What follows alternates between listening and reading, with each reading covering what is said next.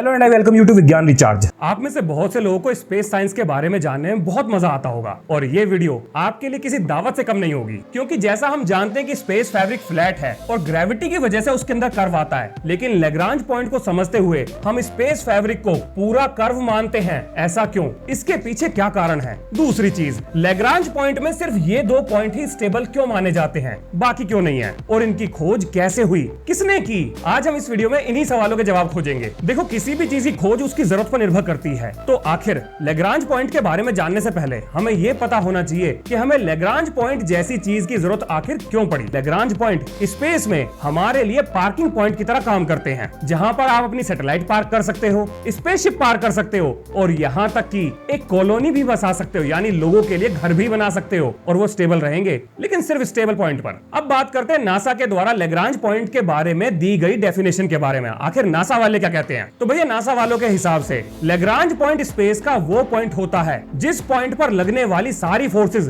एक दूसरे के असर को कैंसिल कर देती हैं और कोई भी चीज उस पॉइंट पर स्थिर हो जाती है, चाहे थोड़ी देर के लिए ही हो, लेकिन स्थिर हो जाएगी। अब थोड़ी देर से मेरा क्या मतलब है? देखिए, लैग्रांज पॉइंट 1, 2, 3 ये वो पॉइंट है जो स्टेबल नहीं है। इसका मतलब ये हुआ कि वहां पर अगर हम किसी चीज को रख दें तो वो कुछ समय के लिए अपने स्थान पर रुकी रहेगी, लेकिन कुछ समय बाद वो अपनी जगह से हट जाएगी। और क्यों हटेगी ये हम आगे जानेंगे। लेकिन दो पॉइंट ऐसे हैं, यानी L4 और L5, जहां पर कोई भी चीज रखने पर वो अपनी जगह से ना हटने वाली। अब सबसे पहले ये जानते हैं कि चीजें स्टेबल कैसे रहती हैं। एक उदाहरण देखो, ये टग ऑफ वॉर यानी रस्सी खींच प्रतियोगिता तो आपने देखी ही होगी। अगर दोनों तरफ से ताकत बराबर लगाई जा रही है तो रस्सी बिल्कुल भी ना हिलेगी, एक जगह स्थिर रहेगी। लेकिन फोर्स लग रही है, यानी कि फोर्स अगर इक्वल है और अपोजिट डायरेक्शन में है तो मूवमेंट बिल्कुल भी नहीं होगी, यानी स्टेबिलिटी मिल जाएगी। ये बात समझ में आती है? अब आगे देखो, अगर यही सेम स्थिति किसी तरह से हम स्पेस में हासिल कर लें तो स्पेस में भी चीजें स्थिर हो जाएंगी। अब आप सोच रहे होंगे, सर आपसे बढ़िया एग्जांपल तो हमें ही आता है, फोर्सेस लगानी ही क्यों है? मत लगाओ ना फोर्स। इनर्शिया क्या कहता है? इनर्शिया ये कहता है अगर कोई बॉडी रेस्ट में है तो रेस्ट में रहेगी और मोशन में है तो मोशन में रहेगी। इसका मतलब ये हुआ कि अगर हम फोर्स ना भी लगाएं और कोई बॉडी रेस्ट में है तो वो रेस्ट में ही तो रहेगी। काहे लगानी है फोर्स? मत लगाओ ना।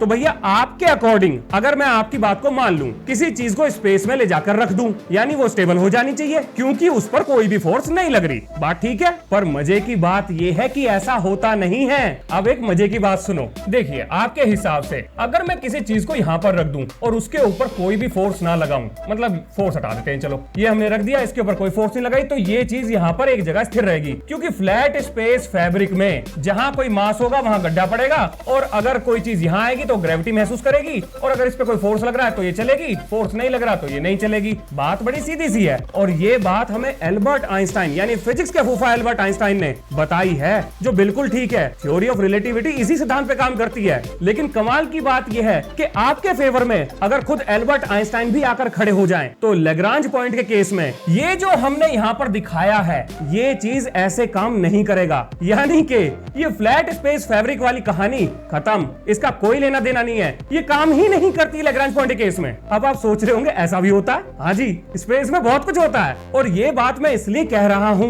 क्योंकि अगर एल्बर्ट आइंस्टाइन की ये थ्योरी या एल्बर्ट आइंस्टाइन का फ्लैट स्पेस फैब्रिक वाला कॉन्सेप्ट यहां पर लग जाए तो हमारे पास सिर्फ 5 पॉइंट नहीं रहते, हमारे पास अनगिनत जगह होती स्पेस में जहां हम चीजें पार कर देते, लेकिन ऐसा है ही नहीं। अब सवाल आता है ये कि आखिर लैग्रांज पॉइंट का कॉन्सेप्ट इतना विचित्र क्यों है? तो देखिए, इसे समझना थोड़ा मुश्किल है क्योंकि ऑर्बिटल मैकेनिक्स में बहुत सारी कॉम्प्लेक्स कैलकुलेशंस का इस्तेमाल होता है, पर मैं कोशिश करूंगा कि आपको डेरिवेशन और कैलकुलेशन से बचाकर कॉन्सेप्ट समझा सकूं। अब जो मैं बोलने जा रहा हूं उसे बहुत ध्यान से सुनना। देखिए, ये है आपका फ्लैट स्पेस टाइम फैब्रिक, मैं स्पेस फैब्रिक बोलता हूं। अगर ये घूमना शुरू कर देगा तो इस पर जो भी चीज गिरेगी वो बाहर की तरफ निकलने की कोशिश करेगी, वो एक फोर्स एक्सपीरियंस करेगी जिसे हम कहते हैं सेंट्रीफ्यूगल फोर्स, और ये चीज आप पढ़ चुके हो, आप अच्छे से जानते हो। अब देखिए, हमारे पास फ्लैट स्पेस फैब्रिक में सेंट्रीफ्यूगल फोर्स दिखाने का कोई भी तरीका नहीं है, तो क्यों ना हम स्पेस फैब्रिक को थोड़ा मोड़ दें, जिसकी वजह से अगर कोई चीज यहाँ है तो वो साइड में लुढ़कना शुरू कर देगी, और बिल्कुल यही सेम इफेक्ट सेंट्रीफ्यूगल फोर्स भी देती है, वो भी चीजों को बाहर की तरफ खींचती है,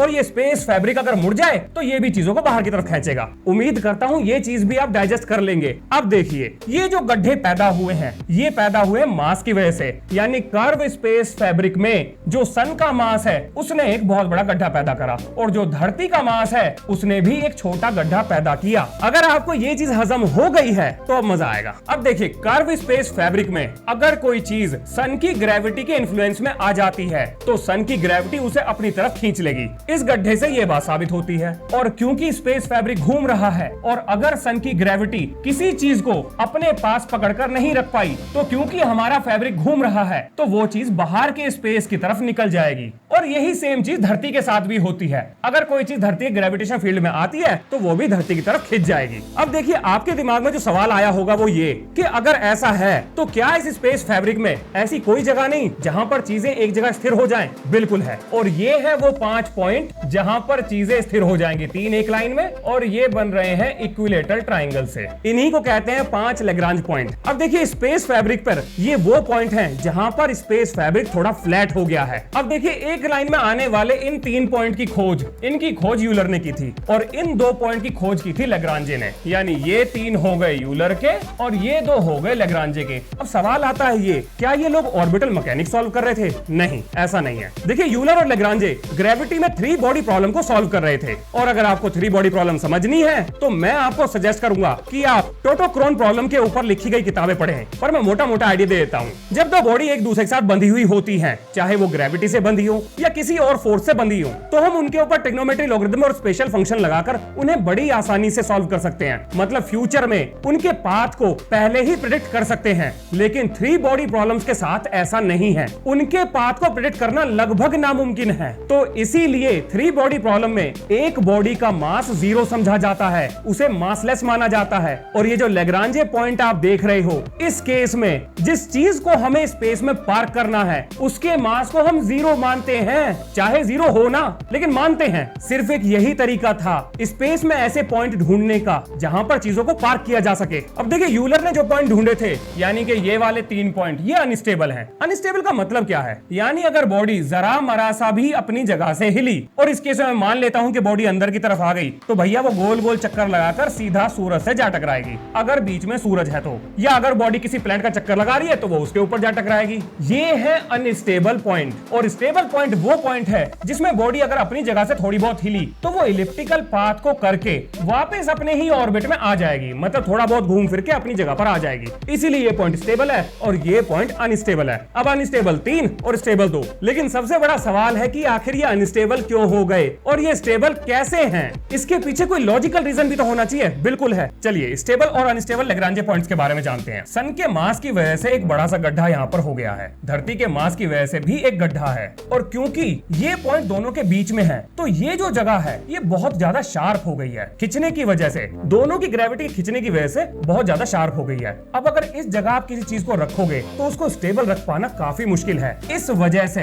ये पॉइंट अनस्टेबल है। अब बात करते हैं इस पॉइंट की। तो देखिए, इस पॉइंट पर धरती की तरफ लगने वाली ग्रेविटी और बाहर की तरफ लगने वाला सेंट्रीफ्यूगल फोर्स, ये भी इस पॉइंट को अनस्टेबल बनाता है। और यही सेम चीज इस पॉइंट पर भी लागू होती है। इस वजह से ये तीनों पॉइंट अनस्टेबल है। अब अगर मैं स्टेबल पॉइंट की बात करूं तो देखिए, इस पॉइंट पर क्योंकि धरती और सूरज बहुत ज्यादा पास में नहीं है, यानी कि शार्प एज नहीं बना रहे हैं, तो ये कुछ फ्लैट एज बनाएंगे यहाँ पर। और क्योंकि इस तरह का फ्लैट एज काफी ज्यादा स्टेबल होगा तो यहाँ पर रखी हुई चीज स्टेबल रहेगी। यानी कि दोनों की ग्रेविटी एक दूसरे को कैंसिल आउट कर देंगी और इनके एक दूसरे को खींचने की वजह से ये वाला हिस्सा काफी चौड़ा हो जाएगा, स्टेबल हो जाएगा। इसीलिए हम इसे कहते हैं कि यहाँ पर एक उल्टा ट्राइंगल बनता है और इस पॉइंट पर एक शार्प ट्राइंगल बनता है। इस पॉइंट पर भी शार्प ट्राइंगल बनता है और इस पॉइंट पर भी शार्प ट्राइंगल बनता है। लेकिन क्या आपने गौर करा कि मैं यहाँ पर बार बार ट्राइंगल क्यों बोल रहा हूँ? देखिए, 3 बॉडी प्रॉब्लम को अगर एक्सिस से कनेक्ट कर दिया जाए तो वो ट्राइंगल ही बनाती है। क्या जो बात मैंने कही ये इकलौता ऐसा कारण है जिसकी वजह से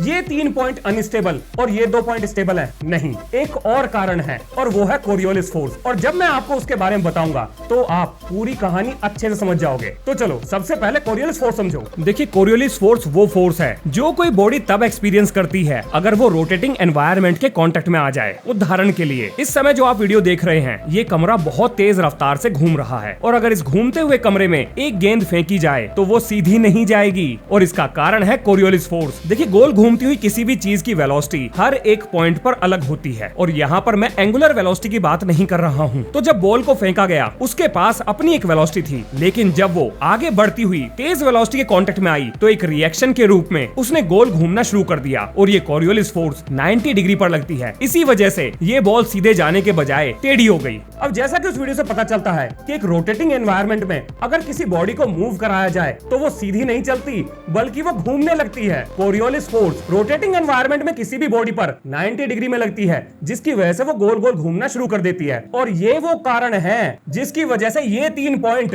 अनस्टेबल और ये 2 पॉइंट स्टेबल हैं। अब देखिए कोरियोलिस फोर्स को यहाँ पर लगाने से पहले आपको एक एजुम्पशन समझनी पड़ेगी, वो ये हम ये मानते हैं कि हमारा कोऑर्डिनेट सिस्टम यानी कि ये वाला कोऑर्डिनेट सिस्टम ये घूम रहा है, ठीक है, और ये तब घूम सकता है अगर ये कर्व्ड स्पेस फैब्रिक घूमे तो।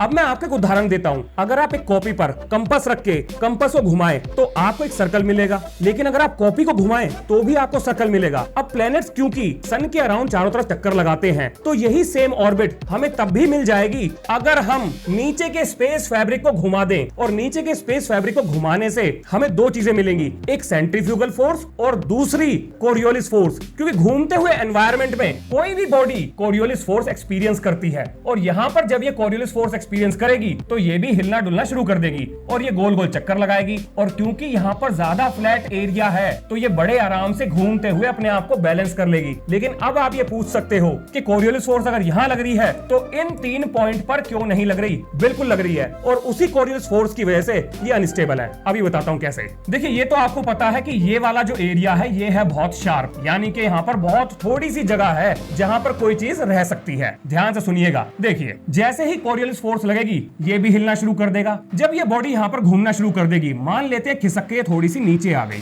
तो इसको वापस जाने के लिए यानी कि अपनी पोटेंशियल एनर्जी को बढ़ाने के लिए कहीं से एनर्जी चाहिए। वो एनर्जी से कौन देगा? कोई भी नहीं देगा। और क्योंकि इसे कोई एनर्जी नहीं देगा तो ये अपने रास्ते को फॉलो करते हुए या तो सन की तरफ निकल जाएगी या फिर अर्थ की तरफ निकल जाएगी। यही कारण है जिसकी वजह से ये 3 पॉइंट अनस्टेबल हैं। चलो एक और मजे की बात जान लो, और ये जानने के बाद आपको सच में यकीन हो जाएगा कि स्पेस वाकई में अजीब है। देखिए अब देखिए, जैसा कि आप जानते हो कि लैग्रांजे पॉइंट 1 यहाँ पर है और हमारा स्पेसक्राफ्ट यहाँ पर रखा हुआ है, तो जाहिर सी बात है जब ये सूरज का चक्कर लगाएगा तो ये भी अपना एक ऑर्बिट बनाएगा। और ये बात आप अच्छे से जानते हो कि अगर कोई चीज सूरज के नजदीक है और वो उसका चक्कर लगा रही है तो इसके घूमने की रफ्तार धरती के घूमने की रफ्तार से तेज होगी। ये केपलर का नियम है जो काम करता है, बिल्कुल सही है। अब जरा आप ये सोचिए, अगर केपलर का नियम सही है तो L1 पॉइंट को धरती और सूरज के बीच में यहां से हटकर कहीं और निकल जाना चाहिए। लेकिन कमाल की बात है कि ऐसा होता नहीं है। क्यों नहीं होता? क्योंकि धरती की ग्रेविटी इस पॉइंट को हमेशा अपने साथ बांध कर रखती है और उसे एग्जैक्ट सेम वेलोसिटी पर चलाती है जिस वेलोसिटी पर धरती खुद घूम रही है। मानता हूं डाइजेस्ट करना मुश्किल है, पर क्या करें, ऑर्बिटल मैकेनिक्स काम ही ऐसे करती है। अब एक सवाल दिमाग में आता है, क्या लैग्रांजे पॉइंट सिर्फ धरती और सन के बीच में ही है? नहीं, लैग्रांजे पॉइंट स्पेस में हर 3 बॉडीज के बीच में पाए जाते हैं। चलो एक सवाल और निपटा लेते हैं, वो ये कि L1 पॉइंट पर आदित्य 1 कैसे स्टेबल रहेगा, क्योंकि L1 पॉइंट तो स्टेबल है ही नहीं। तो देखिए इसके लिए कोर्स करेक्शन किया जाएगा, बार बार किया जाएगा। मतलब क्या हुआ? मतलब ये हुआ कि हम थ्रस्टर्स को फायर करके आदित्य L1 के रास्ते को बार बार बदलेंगे, जो हमें बहुत जल्दी तो नहीं करना पड़ेगा, लेकिन जैसे जैसे समय बीतेगा और आदित्य L1 अपनी जगह से हटेगा, हम दोबारा से थ्रस्टर्स को फायर करके कोर्स करेक्शन करने के बाद उसे वापस उसी जगह पर ले आएंगे जहां पर उसे होना चाहिए। तो ये है इस वीडियो का अंत। उम्मीद है आपने इससे कुछ नया जाना होगा। तो मिलते हैं नेक्स्ट वीडियो में। जय हिंद, जय भारत।